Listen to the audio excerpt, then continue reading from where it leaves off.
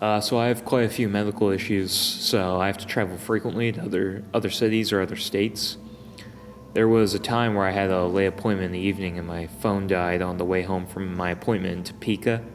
So I decided to watch the stars start appearing as the sun set. I'd play a game and try to guess the constellation based on location and what the star looked like.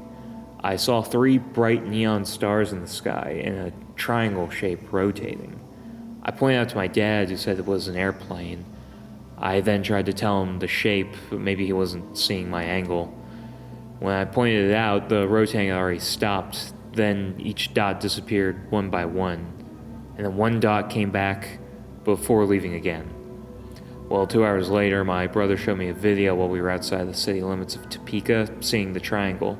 His friend was recording the exact same triangle, just not rotating.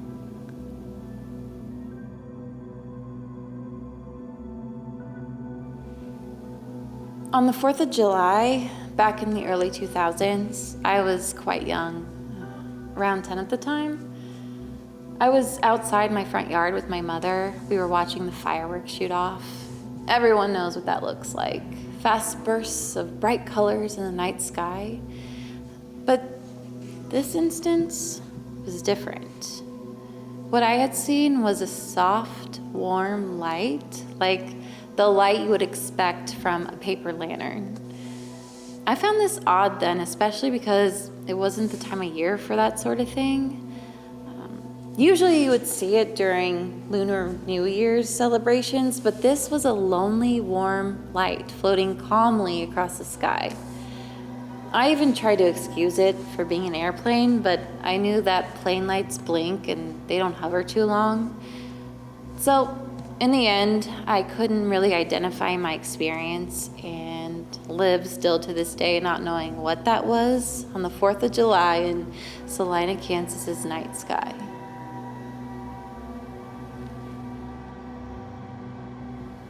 I'm not sure if this was a true encounter, probably just a dream, but something felt different about this experience. I was single, living alone in a studio apartment in Denver. My place sat on top of a hill with a large picture window that looked out on more apartments across the alley. It was a usual night. I was working on my master's degree, working in a museum by day and reading and writing at night. That evening, I fell into a deep sleep with my blinds open and windows cracked, and I dreamt that I was visited by aliens.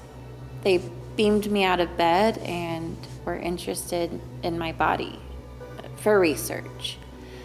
I wasn't necessarily afraid, but untrusting.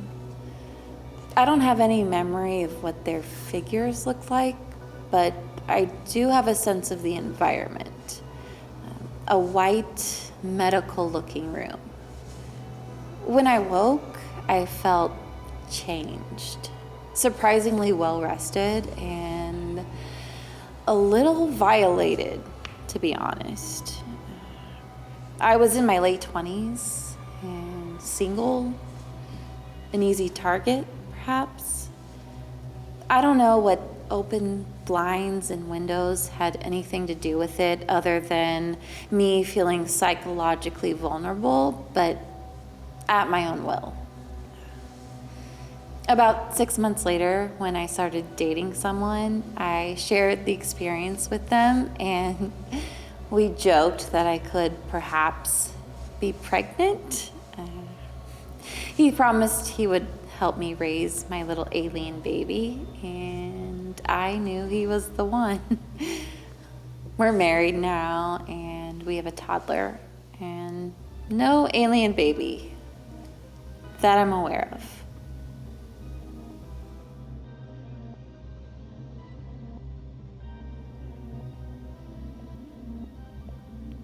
I have seen several UFOs.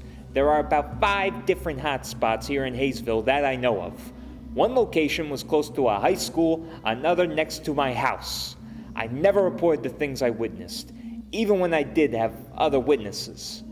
I have seen about 20 different crafts with about 3 being independently verified by others. There is another location just south of town where I saw a UFO once at night and once in the day. Oddly, it is the spot where the Hayesville tornado first hit. About a mile from there, I saw a chupacabra. It looked like a gargoyle and exhibited the same telepathic abilities I have felt with UFOs. On one occurrence, the craft had hid itself from my perspective by positioning itself within a constellation. Strangely put, I get stalked and followed by UFOs. Objects that can either take off at impossible speeds or others that can render themselves invisible. All things paranormal are pretty heavy if you go along the creeks. People around here see shit, but it isn't worth the ridicule to report any of it. At night, even the impossible can be dismissed. I've seen them in broad daylight. My brother and his friend were chased by one. They woke up at 4 hours later in a field. This is shit not to be played with. I used to not believe in UFOs. I saw my first one around 2000-2001 about 100 to 150 yards south of campus. There used to be an old barn there. I was coming home from work. I worked at the zoo. Was turning onto the road that runs adjacent to the strip club. I looked over and I saw a saucer tilted so that part of it reflected the setting sun. The metal was unlike anything I have ever seen. In the sunlight it shone like chrome, the other side had a tintness almost like silver. It felt strange, like time had stopped or at the very least stood still. The craft was relatively small in size, no seams or welds, one solid piece. I doubt humans could have traveled comfortably in it. There was a strange presence, not like being watched, more like they were in my thoughts. Don't know if it was telepathic or the aid of some technology. It zipped off into the sky at what had to have been about thousands of miles an hour. And from a dead hover, it was like they could bend time and space. As to the general places I have seen them down Old Sanessa. But at night they have no fear of venturing into suburban areas. It's mystifying how seldom people look up. But generally you don't catch a glimpse of them, you just know they are there and you turn your head. It's very bizarre. Recently, an old friend and I sat around reminiscing about our younger years when we were college roommates. I mentioned our shared UFO sighting and he instantly became animated. Oh my God, that really happened? All these years I thought I dreamt it. No, it happened. Do you remember how it changed colors? He did.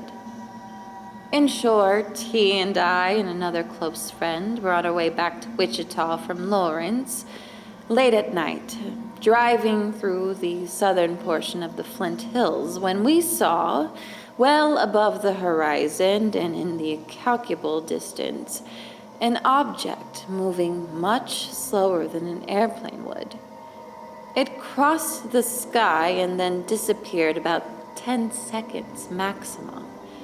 It didn't vanish as much as became too small to see.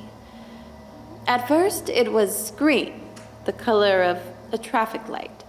Then suddenly, it changed to yellow, also a traffic light hue. The yellow color was more of a flash than a constant. Soon, however, it was green, and then it was gone. All three of us saw it. I was driving, and the same friend who was in the front passenger seat asked excitedly, "Can you guys see that?" Yes, we all admitted that we could. Then it was gone, and he said with wonder in his voice, "What was that?" None of us knew. A UFO, I guess? A half an hour or so later, I dropped my friends off and then drove home myself. It was late, but I don't know what time we saw the UFO or when I finally made it home.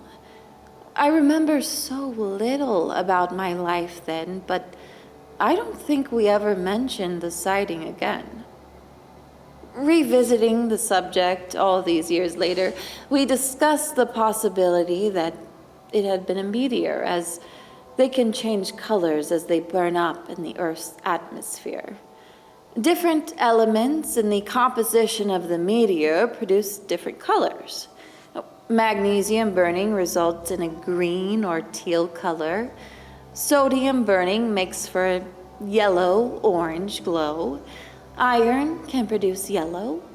The problem with that hypothesis is that the object we saw was not angling toward Earth. It was proceeding in a nearly straight line from west to east. I think what fascinated the both of us was not that we'd seen the UFO or whatever it was, but that we had processed the experience so differently. We haven't talked about where each of us stands on the matters of alien life, but we're both rational people who respect science. My friend is a Christian minister, a pastor, and I'm an atheist. But from what I hear, 1 person in 12 has seen a mysterious object in the sky.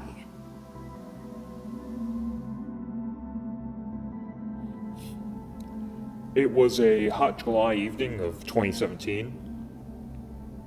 My best friend was taking me home from band practice, and we were saying goodnight when something caught my attention. "Do you see that?" I asked. "The little man in the tree." "Yeah."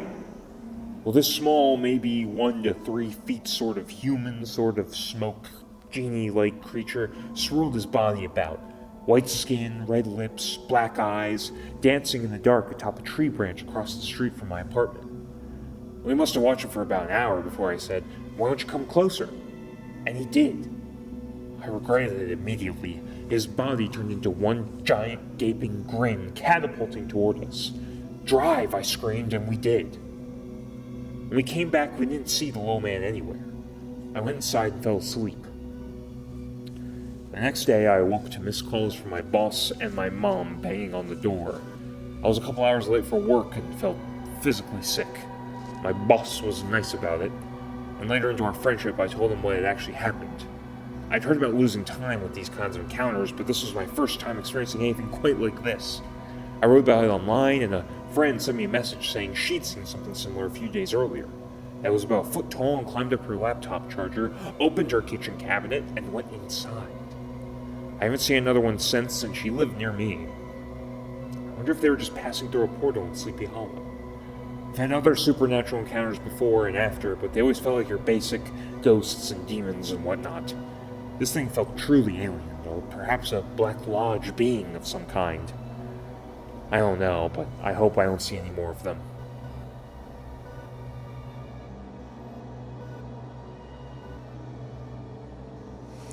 One night, around 3 a.m. during the summer of 2024, my boyfriend and I were in disagreement about something after coming home from a bar. I was sad, so I went outside to get some fresh air and to collect my emotions. I sat down on a curb in a parking lot not far from my boyfriend's home in Wichita, Kansas, and began to cry. I looked up at the night sky while I was crying and thought to myself, there's gotta be more to life than these petty things. As soon as I thought that, a bright white star appeared and started moving horizontally across the sky. Then another appeared in its same spot and followed it, and then another. This continued to happen in succession. More and more of these stars would keep appearing spontaneously in the same spot, moving downwards in direction, creating an entire line of these bright white lights that arched downward in a large portion of the sky. And this continued to go on for about a minute and a half. In this span of time, around 30 of these stars must have appeared. During this time, I was weeping because I felt as if something was showing me that I wasn't alone and that there really is more to life. I felt so grateful and thankful, and as if something was showing me that I too was one of these stars in this beautiful line of succession. I didn't record this experience because I was so deeply moved by it in the moment, but after a minute and a half, I did frantically grab my phone and called my boyfriend to come see it too. He quickly came outside and caught up to where I was, but by the time he got there and looked up, most of the stars had disappeared. The last three at the end of the line were still there, and we together watched in amazement as they formed a triangle and faded away. When I look back on this experience, I don't think of extraterrestrial. I think what we experienced was something that my own soul projected into the world to remind me of the greater possibilities in life. I don't know, maybe it was higher intelligence or something divine. Maybe it was my ancestors, I don't know, but I do feel as it was something life-changing for me and that we were both meant to see it. Who knows if it actually appeared in real solid life form or on a radar, but all I know is that something seemingly impossible became visible to the both of us.